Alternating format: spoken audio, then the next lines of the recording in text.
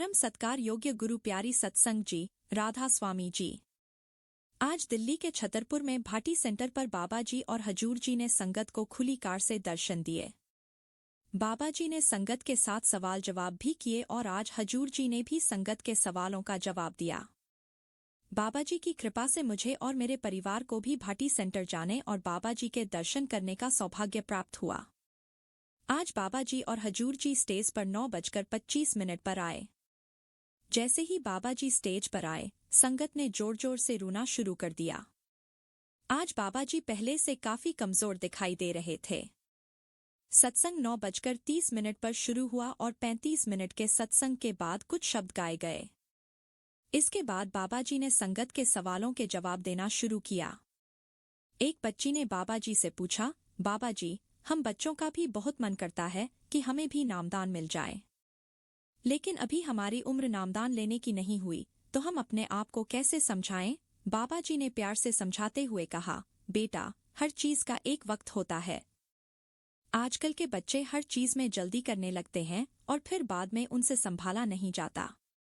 जब आप लायक हो जाओगे तो मालिक जरूर बख्शिश करेगा। फिर एक लड़के ने बाबा जी से पूछा, बाबा जी, जब मैं पढ़ने बैठता हूँ तो मुझे बहुत नींद आती है और मेरा मन पढ़ाई में नहीं लगता। इस पर बाबा जी हंसते हुए बोले, जब तू लड़कियों को देखता है तब तेरा मन लग जाता है। यह सुनकर संगत जोर जोर से हंसने लगी। इसके बाद बाबा जी ने उसे समझाते हुए कहा, बेटा, मन लगे या ना लगे, हमें मेहनत तो करनी ही पड़ेगी। अगर आज पढ़ाई में मेहनत कर लेगा तो आगे सारी उम्र मौज करने के लिए मिलेगी, और अगर आज मौज मस्ती करेगा तो आगे चलकर दूसरों का मोहताज बनना पड़ेगा। एक लड़की ने बाबा जी से पूछा, बाबा जी, मैं 2 साल से नीट की तैयारी कर रही हूँ, लेकिन मुझे सफलता नहीं मिली। इस पर बाबा जी ने समझाया, बेटा, मेहनत करने वालों के साथ मालिक हमेशा होता है और एक ना एक दिन कामयाब कर ही देता है। इसलिए कभी हार मत मानो, कोशिश करते रहो। उसी लड़की ने बाबा जी से कहा, बाबा जी, मुझे बहुत गुस्सा आता है। बाबा जी ने समझाते हुए कहा, बेटा, गुस्से से हमेशा बात बिगड़ती है। गुस्से में इंसान न जाने कैसे कैसे फैसले ले लेता है, इसलिए हमेशा नरम स्वभाव रखना चाहिए। फिर एक लड़की ने बाबा जी से कहा, बाबा जी, मेरा सवाल आपसे नहीं, हजूर जी से है। क्या आप हजूर जी से पूछकर बताओगे कि उन्हें दिल्ली IIT में एडमिशन कैसे मिला? यह सुनकर संगत जोर जोर से हंसने लगी और बाबा जी ने हजूर जी के कान में सवाल दोहराया। इस पर हजूर जी ने जवाब दिया, मेरे पिताजी बहुत सख्त थे। यह सुनकर संगत फिर से हंसने लगी। फिर एक भाई ने बाबा जी से कहा, बाबा जी, मैं नेपाल से हूँ और मुझे आपसे नामदान लेने की बड़ी इच्छा है। बाबा जी ने खुशी से कहा, बेटा, जब नामदान होंगे तो तुम जरूर आ सकते हो। इस पर वह भाई बोला, बाबा जी, मैं आपको 2 लाइन शब्द सुनाना चाहता हूँ। बाबा जी ने सहमति में सिर हिलाया और उस भाई ने अपनी प्यारी आवाज में शब्द गाया, मीत लगी तुम नाम की। यह सुनकर संगत भाव विभोर हो गई। इसके बाद एक लड़की ने बाबा जी से पूछा, बाबा जी, जब मैं भजन सिमरन करने बैठती हूँ तो कोई मेरा गला दबाने लगता है। बाबा जी ने समझाया, वो काल है, इसलिए जब भी भजन सिमरन करो उसे बीच में कभी मत छोड़ो, काल को बढ़ावा मत दो। वही लड़की फिर बोली, बाबा जी, बचपन से ही मुझे ऐसा अनुभव होता है जैसे कोई मेरा गला दबाता है, मैं क्या करूं? इस पर बाबा जी ने मजाक में कहा, बेटा, जब तेरी शादी हो जाएगी तो अपने पति का गला दबा लेना। यह सुनकर पूरी संगत हंसने लगी। इस तरह बाबा जी ने संगत को अपने अनमोल वचनों और प्यारी मुस्कान से सबको आनंदित किया। फिर एक भाई ने बाबा जी से पूछा, बाबा जी, बुक स्टॉल पर भाई गुरदास जी की किताब नहीं मिल रही। बाबा जी ने कहा, वो तो उपलब्ध है। तब उस भाई ने कहा, बाबा जी, किताब तो है लेकिन उसमें शब्द नहीं है।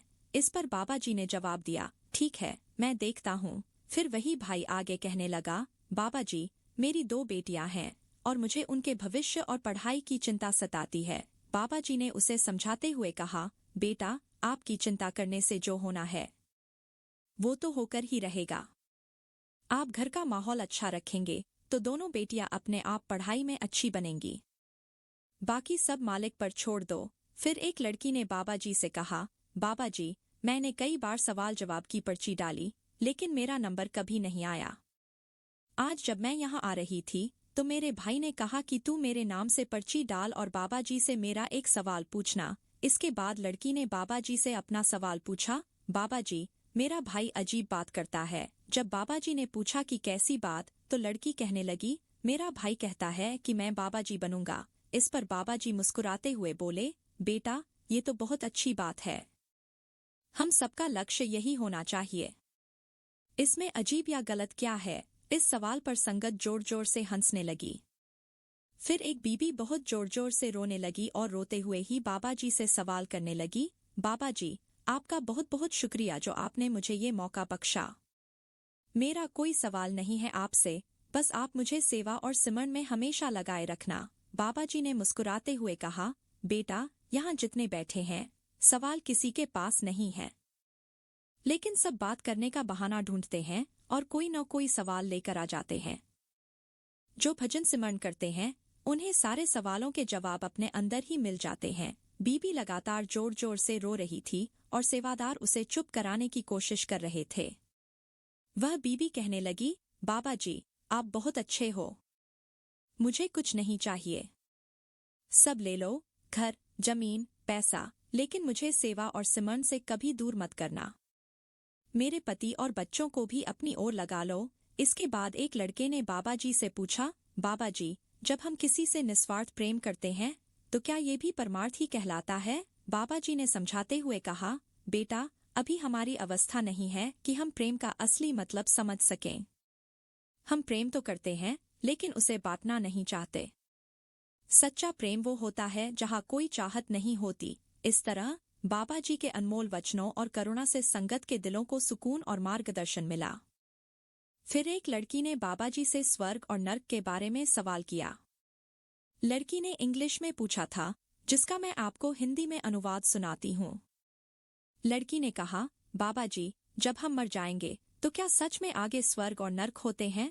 बाबा जी ने समझाते हुए कहा, बेटा, स्वर्ग और नर्क हम अपने कर्मों से ही बनाते हैं।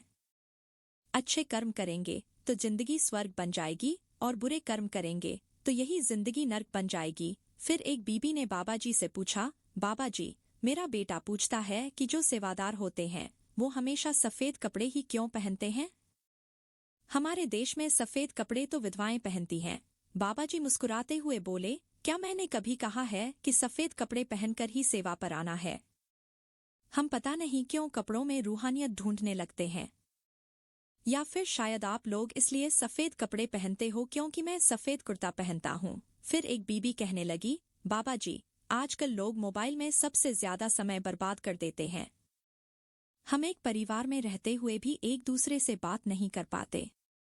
सब कहते हैं कि जिस चीज से ज्यादा लगाव हो जाए, अंत समय में वही चीज दिखाई देती है। बाबा जी ने हंसते हुए कहा, अगर ऐसा रहा तो अंत समय में सबके मोबाइल ही बन जाएंगे। संगत यह सुनकर खूब हंसी। फिर बाबा जी ने समझाया, बेटा, हमें जीवन में संतुलन बनाने की जरूरत है। अगर बच्चा पूरा दिन खेलेगा तो पढ़ाई कब करेगा? हमें हर चीज का एक समय निर्धारित करना चाहिए। मोबाइल हमारी जरूरत तो है, पर अब हम इसके इतने आदी हो गए हैं कि इसके मोहताज बन चुके हैं, जो बिल्कुल गलत है। मोबाइल का इस्तेमाल जरूरत के हिसाब से ही करना चाहिए। इसके बाद बाबा जी और हजूर जी स्टेज से चले गए। कुछ देर बाद वे ओपन कार में संगत को दर्शन देने के लिए वापस आए। आज दिल्ली के भाटी सेंटर में करीब 1.5 लाख के आसपास संगत थी और बाबा जी को सभी को दर्शन देने में 35 से 40 मिनट का समय लग गया। फिर संगत पंडाल से बाहर जाने लगी और पंडाल के गेट पर संगत को प्रसादी भी दी गई। जो संगत बाबा जी का सत्संग सुनने दिल्ली जा रही है, उनसे एक ही विनती है कि सुबह 6:30 बजे तक सत्संग घर पहुंच जाएं, नहीं तो आप ट्रैफिक में फंस सकते हैं। आज मैं सुबह 5:30 बजे अपने घर से निकली थी और 6 बजे हम सेंटर के अंदर पहुंच गए। लेकिन बाद में कुछ संगत से मैंने पूछा तो उनका कहना था कि वे सेंटर के बाहर 7 बजे पहुंच गए थे, लेकिन भारी ट्रैफिक के कारण उन्हें 1 से 1.5 घंटा इंतजार करना पड़ा। संगत से मेरी दूसरी विनती है कि अपने कीमती सामान और पर्स का खास ध्यान रखें। दिल्ली जैसे बड़े शहर में भीड़ में जेब कतरों का पता नहीं चलता। संगत जी, इसी के साथ मैं आपसे विदा लेती हूँ। वीडियो को शेयर करने की सेवा जरूर करें ताकि जो संगत आज दिल्ली नहीं जा सकी और इस चैनल से जुड़ी नहीं है, वो भी बाबा जी के आज के सवाल जवाब सुन सके। गुरु प्यारी संगत जी, राधा स्वामी जी।